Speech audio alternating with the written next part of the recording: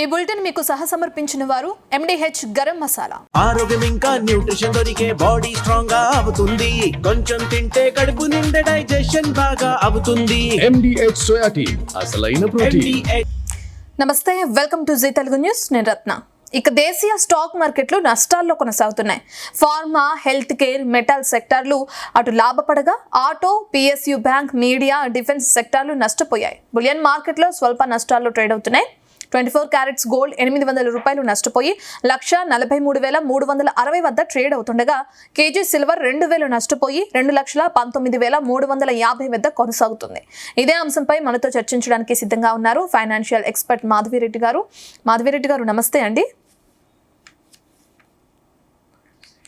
మాధవిరెడ్డి గారు, మార్కెట్ ఇప్పటికే నష్టాల్లో కొనసాగడం చూస్తున్నాం. దేశీయ స్టాక్ మార్కెట్లు నష్టాల్లో కొనసాగడానికి గల ప్రధాన కారణాలు ఏమై ఉండొచ్చు అంటారు? సో మార్నింగ్ చూసినట్లయితే చాలా పాజిటివ్ గానే మనకి కనిపించిందండి. బట్ తర్వాత మనం చూస్తున్నట్లయితే సెట్లింగ్ ప్రెజర్ అంటే 24,000 అబౌవ్ మార్కెట్ అయితే ఓపెనింగ్ అయితే తక్కువ ఉంది. బట్ ఒక్కసారిగా సెట్లింగ్ ప్రెజర్ అనేది మనకు కనిపించింది సెకండ్ హాఫ్ తర్వాత.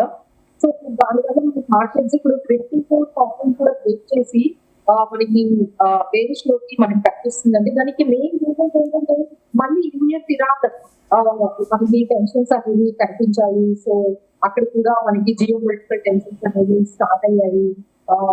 ఒకరు అంటే ఇది ఎట్లా అవుతుంది అంటే ఒకవైపు పీస్ డీల్ అంటున్నారు, ఆ తర్వాత ఒక రకమైన అగ్రిమెంట్ వచ్చాము, ఇంకా అటెండ్ అయిపోతుంది వార్ అనే టైంలో మళ్ళీ ఇట్ ఈస్ స్టార్టింగ్ అండి. సో ఒకవైపు ఇరాన్ ఒకవైపు దాడులు చేస్తుంది, అలాగే యూఎస్ కూడా ఇరాన్ పైన దాడులు చేస్తుంది. So this is very negative for markets.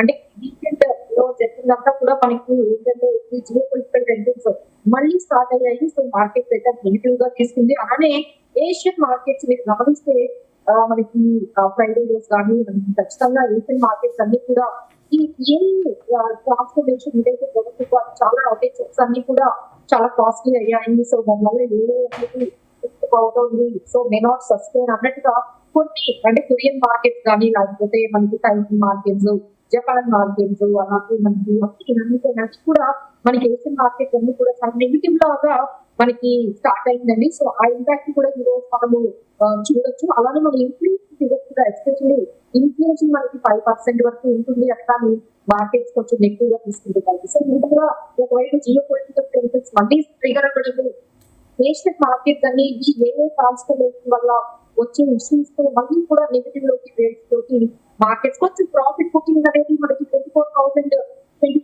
అనుకుంటే అలాగే మళ్ళీ కొంచెం సెల్లింగ్ ప్రెజర్ అనేది అవుతుందండి. బట్ వీ హ్యావ్ సపోర్టెడ్ 23,850 తర్వాత 23,700 దగ్గర అయితే మార్కెట్స్ కొంచెం సపోర్టివ్ గా కనిపిస్తుంది. ఓకే, విదేశీ ఇన్వెస్టర్ల కొనుగోళ్లు కానీ అమ్మకాలు కానీ ఇప్పుడు మార్కెట్ పై ఎటువంటి ప్రభావం చూపిస్తున్నాయి? అంటే సెల్లింగ్ ప్రెజర్ ఎంత అవర్స్ నుంచి అంత సెల్లింగ్ అయితే అంత ఎక్కువ ఇంటెన్సిటీ అయితే కనిపించలేదు. సో ఇంటెన్సిటీ ఎప్పుడైతే ఇంటర్నేషనల్ లో మనకి క్రూడ్ ఆయిల్ ప్రైసెస్ దాదాపుగా $72 కి వెళ్ళిపోయాయో మన ఇండియన్ మార్కెట్స్ మళ్ళీ అట్రాక్టివ్ గానే కనిపిస్తూ ఉన్నాయి. బట్ ఏంటంటే అంటే సెల్లింగ్ ప్రెజర్ తగ్గించడానికి కంప్లీట్ గా పాజిటివ్ గా బైన్స్ ఇంకా కన్వర్ట్ అవ్వడానికి ఇంకా వాళ్ళకి కొంచెం టైం తీసుకుంటున్నారంటే బికాస్ ఆఫ్ మన ఇన్ఫ్లేషన్ ఫిగర్స్ కానీ లేకపోతే మన ట్యాక్స్ సిస్టమ్ కానీ కొంచెం ఇంకొంచెం మేబీ వీఆర్ ఎక్స్పెక్టింగ్ ఇప్పుడు పార్లమెంట్ లో కూడా అంటే అక్కడ మినిస్ట్రీ కూడా కొన్ని చేంజెస్ చేస్తున్నారు అనే మాకు న్యూస్ అయితే వచ్చింది. మేబీ ఫైనాన్స్ మినిస్టర్ మారవచ్చు, తర్వాత RBI గవర్నర్ శక్తికాంత్ దాస్ గారి పోర్ట్ఫోలియో కూడా మార్చొచ్చు అనేది చాలా మార్కెట్ లో స్పెక్యులేట్ జరుగుతుంది. ఇంకా ఫైనాన్స్ మినిస్టర్ క్యాబినెట్ లో కూడా చేంజెస్ జరుగుతున్నాయి అనేది మార్కెట్ లో బాగా నడుస్తుంది. సో దీని తర్వాత ఏమైనా ఈ FIs కి సంబంధించి టాక్సేషన్ కి సంబంధించి ఈ మార్కెట్స్ ని కొంచెం పాజిటివ్ లో తీసుకురావడానికి ఏమైనా మనకి ఏమైనా అంశాలు అనేది ఫ్యూచర్ లో రావచ్చండి.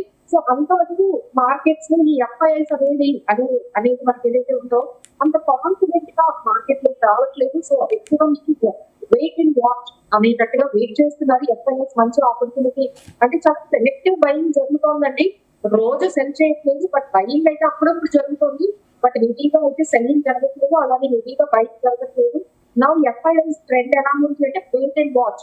ఇంకా ఏదైనా బెటర్ పాజిటివిటీ అనేది వస్తే అప్పుడు వాళ్ళు మన ఇండియన్ మార్కెట్స్ వైపు చూసే అవకాశం అయితే కనిపిస్తుంది. ఓకే, గత వారం రోజుల్లో చూస్తే లాభాల్లో స్టాక్ మార్కెట్లు కొనసాగినాయి. అయితే ఈరోజు స్వల్పంగా నష్టపోవడం కూడా చూస్తున్నాం. స్మాల్ క్యాప్, మిడ్ క్యాప్లు కూడా వరుసగా 0.3% కానీ లేదంటే 0.1% వరకు క్షీణించడం ఇవన్నీ చూస్తున్నాం. ఈ సెగ్మెంట్ ఇంకా ఎన్ని రోజులు కొనసాగే అవకాశం ఉందంటారండి? అంటే మనకి నేను మామూలుగా అంటే జనరల్ గా చూసుకున్నట్లయితే లార్జ్ క్యాప్స్ అయితే చాలా వరకు అంటే లార్జ్ క్యాప్ అంటే ఏంటి, మనకి నిఫ్టీ ఇండెక్స్, ఈ నిఫ్టీ ఇండెక్స్ అనేది మనకి చాలా వరకు ఇప్పటికీ కూడా నెగిటివ్ గానే ఉంది. బట్ వేరే స్మాల్ క్యాప్స్ కానీ లేకపోతే మిడ్ క్యాప్స్ కానీ చూసుకుంటే వాళ్ళ లోయెస్ట్ పాయింట్ నుంచి చాలా వరకు రికవరీకి వచ్చి మనకి మంచి పాజిటివిటీ అనేది బయింగ్ అనేది మనకి mid caps and small caps లో జరుగుతుందంటే వేరే మనకి లార్జ్ క్యాప్స్ లో మాత్రము ఆ విధంగా మనకి రికవరీ అనేది, అంటే ఎగ్జాంపుల్ మేము తీసుకునేది మ్యూచువల్ ఫండ్స్ అండి. ఇప్పుడు మ్యూచువల్ ఫండ్స్ తీసుకుంటే స్మాల్ క్యాప్ ఫండ్స్ కానీ లేకపోతే మిడ్ క్యాప్స్ ఫండ్స్ కానీ అన్ని కూడా కొంచెం పాజిటివ్ గా ఒక 5%, 6% పాజిటివ్ లో ఉన్నాయి కానీ బట్ ఈ లార్జ్ క్యాప్స్ ఏదైతే ఉన్నాయో అవి ఇంకా మనకి నెగిటివ్ లోనే కనిపిస్తుంది. దానికి మెయిన్ రీజన్ ఐటీ అని చెప్తున్నామండి. ఎందుకంటే ఐటీ అనేది ఆ సెక్టార్ మాత్రమే అస్సలు రికవరీ కనిపించట్లేదు. సో అంటే బ్యాక్ వెళ్ళిపోయింది. ఇప్పుడు నిఫ్టీ ఇండెక్స్ లో మనం గమనించినట్లయితే ఐటీకి చాలా అంటే చాలా మనకి వెయిటేజ్ ఉందండి. సో ఐటీ వెయిటేజ్ ఎక్కువగా ఉండడం వల్ల ఏం జరుగుతుంది అంటే మనకి ఈ నిఫ్టీ ఇండెక్స్ చాలా డ్రాగ్ అయిపోతూ ఉంది. So this is how it is different situation అని చెప్పొచ్చండి. ఎప్పుడు కూడా మనకి మిడ్ అండ్ స్మాల్ క్యాప్స్ కొంచెం ప్రెజర్ లో ఉంటాయి, లార్జ్ క్యాప్స్ పాజిటివ్ లో ఉంటాయి. కానీ ఈసారి చాలా డిఫరెంట్ గా లార్జ్ క్యాప్స్ కొంచెం అంటే లార్జ్ క్యాప్ అంటే ఇండెక్స్ నిఫ్టీ ఇండెక్స్ అయితే మాత్రం ప్రెజర్ లో ఉంది. But small caps mid caps లో మాత్రం మంచి బయింగ్ అనేది కనిపించింది. ఓకే, ఇవాళ బులియన్ మార్కెట్ కూడా స్వల్ప నష్టపోవడం చూస్తున్నాం. 24 క్యారెట్స్ గోల్డ్ 800, కేజీ సిల్వర్ ఏమో 2000 నష్టపోయింది. ఇప్పుడు మరి అందులో ఇన్వెస్ట్ చేయడం అనేది మంచిదే అంటారా? సో ఎవరైతే లాంగ్ టర్మ్ గా ఒక 5 years 6 years ఉండగలరు అన్న వాళ్ళకి అయితేనే ఇప్పుడు బులియన్ మార్కెట్ అండి. అప్పటిలాగా మీరు ఇలా పెట్టిన ఒక 3 months లో మీకు రిటర్న్స్ వచ్చేస్తాయి. ఇది నాకు బాగా అలవాటు. సిల్వర్ కొంచెం పెడుతూ ఉన్నారు, మళ్ళీ దాంట్లో రిటర్న్స్ రావడానికి ప్రాఫిట్ బుక్ చేస్తున్నారు, మళ్ళీ కొంటున్నారు. ఈ విధంగా బాగా చాలా మందికి సిల్వర్ లో గోల్డ్ లో షార్ట్ టర్మ్ ట్రెండ్ కి అంటే ఇంతవరకు మనం ఏమనుకున్నాము అంటే స్టాక్ మార్కెట్ వాలటైల్ అనుకున్నామండి. బట్ ఈసారి గోల్డ్ అండ్ సిల్వర్ కూడా అసలు సేమ్ అసెట్ అనే ఆ జోన్ లో నుంచి అయితే బయటకు వచ్చేసేయండి. So no more we are considering gold silver asset classes ని ఎప్పుడు సేఫ్ గా అని చెప్పేవాళ్ళము. ఈసారి అయితే gold and silver asset class ని సేఫ్టీ అనే జోన్ లో నుంచి తీసేసామండి. అవి కూడా అంతే స్టాక్ మార్కెట్ లాగా మనకి అప్స్ అండ్ డౌన్స్ అనేవి చాలా వరకు కనిపిస్తున్నాయి. వాలటిలిటీ చాలా ఎక్కువగా ఉంది. సో ఎవరైతే రిస్క్ టేకింగ్ ఎబిలిటీ ఉందో, ఎవరైతే లాంగ్ టర్మ్ వ్యూతో ఉన్నారో వాళ్ళు మాత్రమే ఈ బులియన్ మార్కెట్ అయిన especially silver and gold market లోకి రావాలండి. అంటే అది కూడా స్టాక్ మార్కెట్ లాగా వాలటిలిటీ అనేది బాగా కనిపిస్తున్నాయి. అవి కూడా రిస్కీ అసెట్స్ లాగా మనకి ఆల్మోస్ట్ టర్న్ అవుట్ అయిపోయాయి. సో ఎవరైనా ఈ పర్టికులర్ ఫాల్ అంటే దాదాపుగా గోల్డ్ అనేది 25% వరకు మనకి ఫాల్ అనేది కనిపించింది. ఎవరు కూడా దాదాపు 50% ఫాల్ అనేది కనిపించింది. సో ఈ ఫాల్ తర్వాత ఎవరైనా రీఎంట్రీ తీసుకోవాలంటే ఇమీడియట్లీ అంటే రిటర్న్స్ వస్తాయని చెప్పలేమండి. అందులో కూడా చాలా వాలటిలిటీ ఉంది. మీకు లాంగ్ టర్మ్ పర్స్పెక్టివ్ ఉండి మీరు అప్పుడప్పుడు బై చేసుకుంటూ ఉన్న వాళ్ళకేనండి. అంటే ఒకసారి పెట్టేసి ఇంకా మేము పెట్టలేము అంటే మాత్రం that will not work strategy for the gold and silver లో పెట్టేవాళ్ళు అప్పుడప్పుడు మార్కెట్ పడుతున్నప్పుడంతా కొంచెం మేము అంటే ఇప్పుడు మేము ఎలా అయితే ఎస్ఐపి లో మ్యూచువల్ ఫండ్స్ ద్వారా గోల్డ్ పెట్టుకున్నామో అలాంటి స్ట్రాటజీ కూడా ఇప్పుడు గోల్డ్ వర్కౌట్ అవుతుందండి. ఎవ్రీ మంత్ మేము 5,000, 10,000 గోల్డ్ ఈటీఎఫ్స్ లో పెట్టుకుంటాము అంటేనే ఈ గోల్డ్ మార్కెట్ రావాలి. లేదు అంటే ఇప్పుడు చాలా మనం ట్రెండ్ అనేది చూస్తూ ఉన్నాము. ఎట్లా ఉందంటే గోల్డ్ మీద లోన్ తీసుకొని గోల్డ్ ని బై చేస్తున్న ఆ సిచ్యువేషన్ వచ్చింది. అలానే గోల్డ్ లో లోన్ తీసుకొని సిల్వర్ ని బై చేసేస్తూ ఉన్నారు. ఆ ట్రెండ్ అయితే ఇప్పుడు ఇంకా ఆగాలండి. వాళ్ళందరూ కూడా చాలా వరకు హైలో కొని స్టక్ అయిపోయారు. ఇప్పుడు వాళ్ళకి ఏం చేయాలో అర్థం కావట్లేదు. దాదాపుగా 30% లాసెస్ లో అందరూ ఈ గోల్డ్ అండ్ సిల్వర్ లో స్టక్ అయిపోయి ఉన్నారండి. సో ఇప్పటికిప్పుడైతే మాత్రం రికవరీ అనేది కనిపించదు. ఎందుకంటే ఫెడ్ రేట్ ఇంట్రెస్ట్ అనేది అంటే యూఎస్ లో ఇన్ఫ్లేషన్ పెరుగుతుంది. ఫెడ్ రేట్ ఇంట్రెస్ట్ కానీ పెరిగితే గోల్డ్ ఇంకా పెరిగే అవకాశాలు ఉన్నాయి. సో గోల్డ్ మీద అయితే చాలా ప్రెషర్ ఉంది. ఇప్పటికిప్పుడైతే రికవరీ రాదు. ఎందుకంటే యుఎస్ లో బాండ్ డీల్స్ అనేవి చాలా అట్రాక్టివ్ గా ఉన్నాయి. సో ఎవరైనా గోల్డ్ నుంచి ఎక్కిట్ అయిపోయి పెద్ద పెద్ద ఇన్వెస్టర్లు అందరూ కూడా ఈ బాండ్స్ కొనుక్కోవడం సేఫ్టీగా ఉన్నది. యాజ్ వెల్ as డాలర్ చాలా స్ట్రాంగ్ గా ఉందండి. సో ఎప్పుడైతే డాలర్ స్ట్రాంగ్ గా ఉందంటే డాలర్ మీద వెళ్ళిపోతుంటాయి ఆ సేఫ్టీ అసెట్స్ అన్ని కూడా ఈ గోల్డ్ నుంచి ఐదు డాలర్ అయితే బాండ్ వెళ్ళిపోతున్నాయి. అందుకని మనకు చాలా సెల్లింగ్ ప్రైస్ అయితే గోల్డ్ లో కనిపిస్తుంది. సో ఎవరైనా ఇంకా పెరుగుతుంది అనుకునే వాళ్ళకైతే there is a bad news from the gold and silver. So ఫ్యూచర్లో గోల్డ్ రేట్స్లో ఇంకా తగ్గుదల ఏమైనా చూడొచ్చు అంటారా? మైట్ టేక్ ఉంది అంటే మనకి వీటిలాగే చాలా వరకు వాలటిలిటీ అనేది రిస్క్ ఎసెట్ లాగా అయిపోయింది. సో మేబీ ఇంకా ఫెడ్ రేట్ నుంచి అయితే ఎటువంటి కన్ఫర్మేషన్ రాలేదండి. ఇప్పటికీ కూడా ఫెడ్ రేట్ హైక్ అనేది ఎంత జరుగుతుంది, అసలు ఎప్పుడు జరుగుతుంది, ఈసారి ఫెడ్ రేట్ హైక్ పెంచుతారా లేదు ఎలా విధంగా వాళ్ళ రేట్స్ ని అలానే ఉంచుతారా అనే దాని మీద కాల్ అనేది ఇక్కడ నుంచి కాల్ అనేది మాత్రం దాని మీద డిపెండ్ అయి ఉంటుందండి. మీకు ఏమాత్రం ఫెడ్ రేట్ హైక్ అనేది కన్ఫర్మేషన్ గా న్యూస్ గా వచ్చేసిందంటే గోల్డ్ మీద మళ్ళీ సెల్లింగ్ ప్రైస్ రేట్ స్టార్ట్ అవుతుంది. మీరు అన్నట్టుగా ఇంకా కొంచెం డౌన్ అవుతుంది. లాంగ్ టర్మ్ ఇన్వెస్టర్లు, షార్ట్ టర్మ్ ఇన్వెస్టర్లు మనం చూస్తాం మేడం. అయితే లాంగ్ టర్మ్ ఇన్వెస్టర్లకి ఏదైనా రిస్క్ తగ్గించే ఫ్యాక్టర్స్ ఉన్నాయంటే చెప్తారా? అంటే ఇప్పుడు మేము చెప్పేది ఏంటంటే మేడం, రిస్క్ తీసుకోలేము, మా వల్ల అవ్వడం లేదు, ఇంత వాలటిలిటీ అంటే ఎలా ఉందంటే వాళ్ళు బిట్ కాయిన్ లో పెట్టుకున్నారు, అక్కడ క్రాష్ అయింది, అక్కడ నుంచి వచ్చేసారు. గోల్డ్ సిల్వర్ లో పెట్టుకున్నారు, గోల్డ్ సిల్వర్ లో క్రాష్ అయింది, అక్కడ నుంచి స్టాక్ మార్కెట్ కి వచ్చారు. ఇప్పుడు స్టాక్ మార్కెట్స్ కూడా రిటర్న్ ఇవ్వడం లేదు. సో ఈ విధంగా చాలా వరకు సఫర్ అవుతున్నారు ఇన్వెస్టర్స్ అందరూ. ఎవరికైతే ఇంకా మాకు ఈ వాలటిలిటీ వద్దు, మాకు 10-11% స్టేబుల్ రిటర్న్స్ కావాలి అంటే మా దగ్గర మంచి ఆప్షన్స్ ఉన్నాయండి. లైక్ బాండ్స్ అనేవి ఉన్నాయి.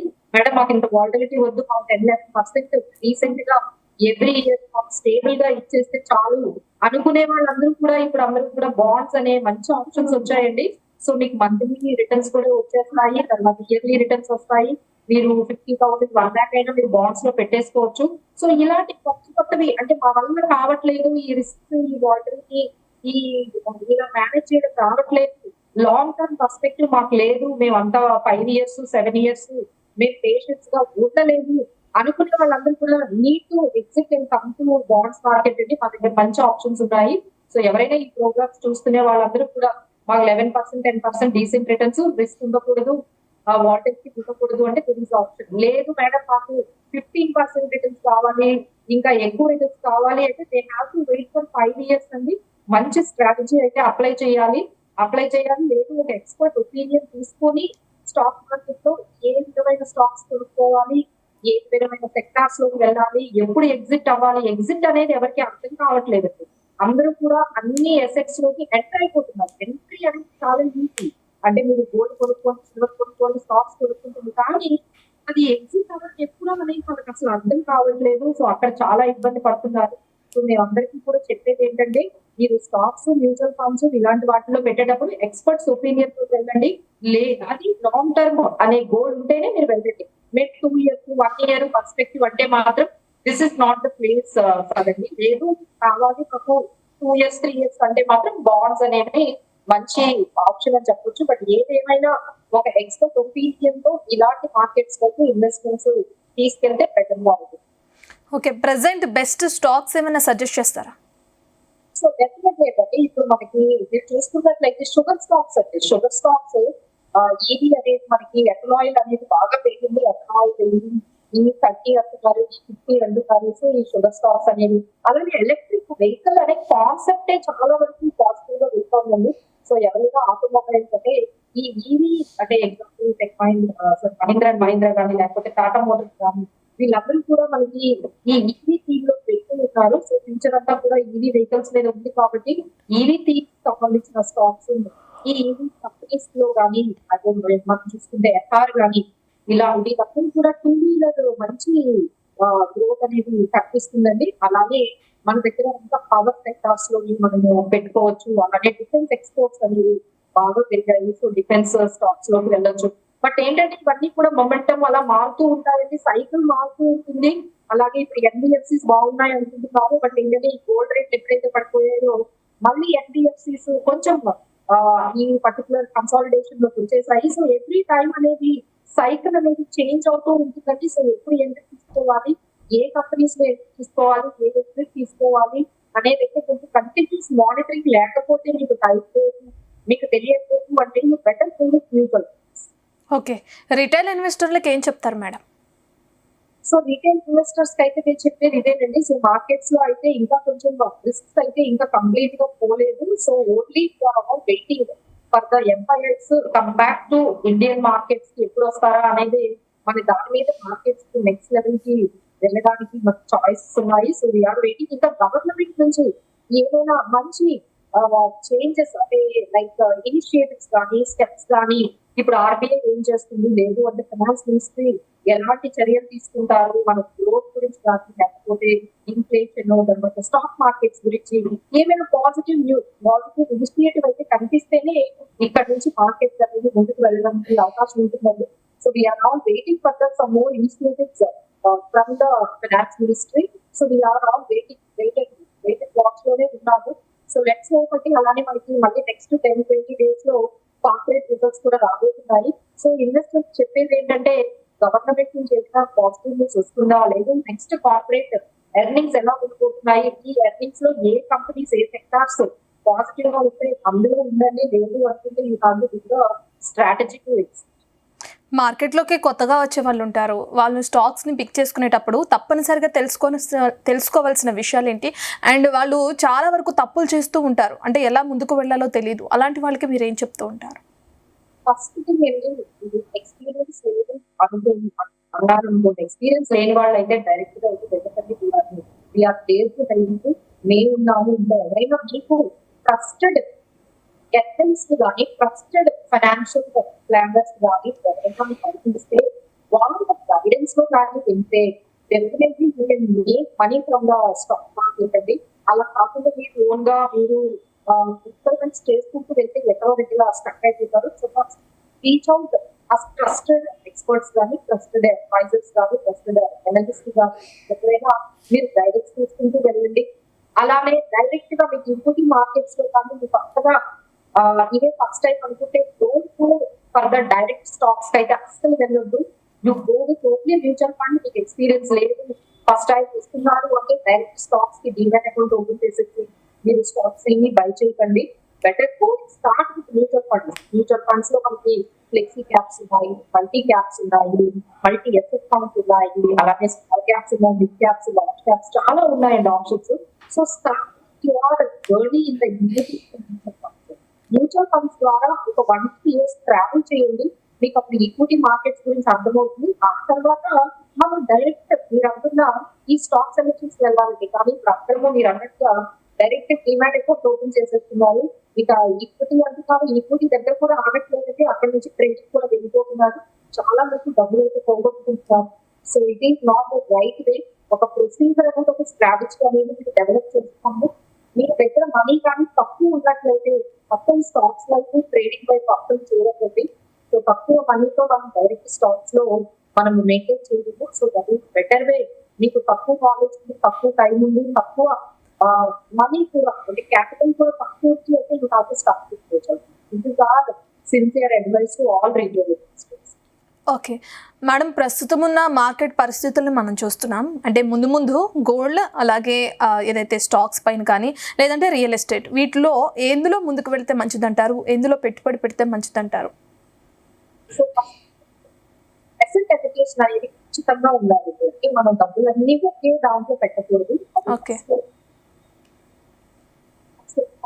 మనీ అంతా ఉంచుకుంటే దిస్ ఇస్ ద టైం అండి. కొంత అమౌంట్ మీరు స్టాక్స్ లోని మ్యూచువల్ ఫండ్స్ లోని మీరు పెట్టుకోవచ్చు. మొత్తం అంతా చూసుకొని మీ దగ్గర అంటే మీకున్న ఎసెట్స్ అన్ని కూడా మీ దగ్గర ఆస్తులన్నీ కూడా స్థిరాస్తులు ఉన్నాయి, మీ దగ్గర వెల్త్ అంతా కూడా రియల్ ఎస్టేట్ లో ఉంది అంటే ఇది మంచి టైం అండి.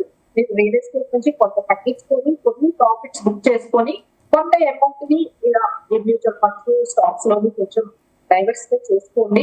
కొంత అమౌంట్ అంటే గోల్డ్ ఓన్లీ 10% నేను ఎప్పటి నుంచో చెప్తున్నాను, అంతవరకు మాత్రమే పెట్టండి. అంతకంటే మీరు ఎక్కువ పర్సంటేజ్ అయితే పెట్టవచ్చు. So this is how you need to plan. అలా ఆబ్జెక్టివ్ ఉంటుంది కదండి, కొన్ని డేస్ లాంగ్ టర్మ్ ఉంటాయి, కొన్ని డేస్ షార్ట్ టర్మ్ ఉంటాయి. ఇవన్నీ బేస్ చేసుకొని పర్టికులర్ గా మీకు సూటబుల్ అవుతుందో ఆ అసెట్ రియల్ ఎస్టేట్ అనేది లిక్విడిటీ ఉండట్లేదండి. అదే నేను పెద్ద ప్రాబ్లమ్ మేము అందరి దగ్గర వింటూ ఉన్నది ఏంటంటే, మేడం అసలు అవసరం గా మనీ కావాలి అంటే ఎవరు కొనుక్కోవట్లేదు, అసలు మార్కెట్ లో ఎవరు బయటకు లేరు. మాకు కొన్ని బయటకు వచ్చిన చాలా ప్రో లెవెల్ ప్రైస్ కి అడుగుతున్నారు మేడం. మాకు అసలు ఎటువంటి లాభం రాకుండా మేము అక్కడ నుంచి బయటకు రాలేకపోతున్నాము అనేది మేము ఎక్కువగా వింటున్నాము. సో ఇది వెరీ కేర్ఫుల్ అండి. ఎవరైతే రియల్ చేస్తూ ఉంటారో ఎక్కువ ఈ ఎఫెక్ట్స్ చేయకుండా కొంత లిక్విడిటీ ఉన్న ఎసెట్స్ లో కూడా బిల్డ్ చేస్తే బాగుంటుంది. ఇప్పుడు నేను చెప్పాను కదండి, ఈ బాండ్స్ ఆప్షన్ కూడా చాలా బాగుంటుందండి. అన్ని రిస్కీ ఎసెట్స్ లో పెట్టుకుంటే ఎలా అంటే, ఏదైనా ఎమర్జెన్సీ వచ్చింది అనుకోండి, ఆ స్టాక్స్ డౌన్ ఉంటాయి, ఈ ఈక్విటీ మార్కెట్స్ కూడా మీకు డౌన్ లో ఉంటాయి, మీరు ఎగ్జిట్ అవ్వలేదు. అలాగే మీరు రియల్ ఎస్టేట్ లో కూడా ఎగ్జిట్ అవ్వలేదు. సో ఇలాంటి బాండ్స్ అంటే దాంట్లో కూడా మీ ఎఫెక్ట్స్ ని బిల్డ్ చేసుకుంటే బాగుంటుంది అని కొంచెం సేఫ్ గా ఉంటాయి. మీకు లిక్విడిటీ ఉంటుంది, 10% రిటర్న్స్ కూడా ఇస్తుంది. ఓకే, ఏ స్టాక్ లేదంటే సెక్టర్ ప్రస్తుతం బాగా రిస్క్ ఉన్నది అని చెప్తారు? ఎందుకంటే ఇన్వెస్టర్లకి ఒక టాప్ 3లో చెప్పాలంటే ఈ సెక్టర్ బాగా రిస్క్ ఉంది, లేదంటే ఈ స్టాక్స్లో పెట్టుబడి పెడితే చాలా రిస్క్ ఉంటుంది అని చెప్పాలంటే దేన్ని సజెస్ట్ చేస్తారండి? మెటల్స్ అయితే మేము చెప్తూ ఉన్నామండి. ఎందుకంటే మెటల్స్ తీసుకోండి, ఈ డాలర్ స్టాక్ బాగా లేకపోతే దానికి అన్ని మెటల్స్ అంటే కాపర్, ప్లాటినం, గోల్డ్, నికెల్, మీరు ఏం తీసుకున్నా అన్ని మెటల్స్ కూడా డౌన్ అవుతున్నాయి. సో కొంచెం ఇందులో అయితే ప్రెజర్ అయితే కనిపిస్తుంది. అలాగే ఐటీ కంపెనీస్ అంటే ఈ ఐటీ కంపెనీస్ లో కూడా ఒక రకమైన ఈ ఏఏ కాన్స్టెంట్ తప్పిస్తూ ఉంది. సో దీనివల్ల వాళ్ళ మార్కెట్ చాలా ప్రెజర్ పెరిగిపోతూ ఉన్నాయి. సో దీనికి కూడా కొంచెం ఐటీ కూడా కొంచెం అవాయిడ్ చేయడం, కొంత క్లారిటీ వచ్చేంత వరకు అంటే ఏ ట్రాన్స్ఫర్మేషన్ జరిగేంత వరకు కొంచెం ఐటీని కూడా అవాయిడ్ చేస్తే మేడం ఈరోజు క్లోజింగ్ ఎలా ఉండబోతుంది? సో ఈ రోజు అయితే కొంచెం వాల్టిలిటీ అయితే మీరు అనుకున్నట్టుగా ఫైనల్ కలుగుతాము. మార్కెట్ గోల్డ్ కి ఒకసారి పాజిటివ్, ఒకసారి నెగిటివ్ అవుతూ ఉంటుంది. సో మార్నింగ్ అంతా పాజిటివ్ ఉంది, ఇక్కడ వాల్టిలిటీ అనేది తగ్గుతుంది. So negativity, so might we are expecting markets might close flat గా, మరీ పాజిటివ్ మరీ నెగిటివ్ లేకుండా ఫ్లాట్ లో కొంచెం క్లోజ్ అయిన అవకాశాలు, ఫ్లాట్ లోనే క్లోజ్ అయిన అవకాశం. ఓకే, థ్యాంక్ యూ మాధవిరెడ్డి గారు. థ్యాంక్ యూ అండి, మార్కెట్ పైన మీ విశ్లేషణ అందించినందుకు. Thank you madam. సో ఇవి ఇప్పటివరకు ఉన్న details. Keep watching Zee Telugu news. ఈ బులెటిన్ మీకు సమర్పించిన వారు MDH గరం మసాలా, MDH దమాలు, దాల్ తడకా మరియు మష్రూమ్ మసాలా. MDH తో భోజనం ఎల్లప్పుడూ రుచికరం. MDH సదా మీకు కొత్త రుచినివ్వడానికి తయారుగా ఉంటుంది.